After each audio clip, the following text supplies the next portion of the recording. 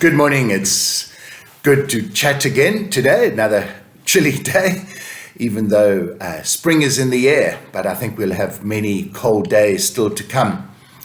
Yesterday, we remembered a man called Lawrence, a deacon and a martyr in Rome, and he died round about the year 258. And I want to share just very briefly his story because I think it is a somber reminder of just who we are in the eyes of God. Now, Lawrence, by all accounts, was one of the deacons that was elected and ordained to operate in Rome and to care for the church.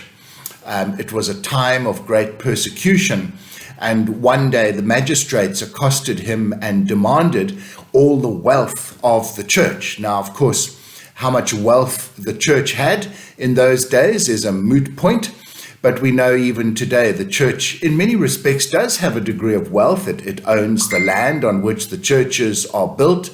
It maybe owns pension funds, etc., etc. So it does have a fair amount of wealth, but that wealth doesn't vest and is owned by one or two people or all the bishops or something. It's really owned by everybody. But the key is that the wealth is not what really makes the church. And Lawrence knew this. And although I think he also was being a bit naughty and he knew it would get him into trouble, he nevertheless gave a powerful message, because when the magistrates demanded the wealth, he then gathered together the city's poor and destitute, and he brought these to the magistrate and he said, "This truly is the wealth of the church." And that's perfectly true. The magistrates had their eye on the other wealth, and they obviously didn't have much of a sense of humor, and they certainly couldn't grasp the subtlety of Lawrence's message. So he was arrested and he was martyred. He was burnt at the stake. A rather terrible way to die. And I think he probably knew that, but he stood and he made a statement. Now, I share that because it means that you are the wealth of the church. I'm not saying you're poor and destitute, but we, the people, are the wealth of the church. And God has a particular eye and place in his heart for those who are poor and destitute, because they are so vulnerable.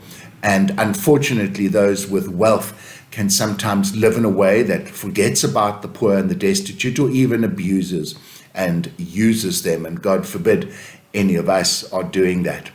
So to remember then that we are the wealth of the church. And do we live in a way that shows that we are the wealth of the church, taking whatever money I might have and giving it away to everybody so that they can all become rich like me? Actually wouldn't work, because they'll all become, or should I say, I will become poor like them.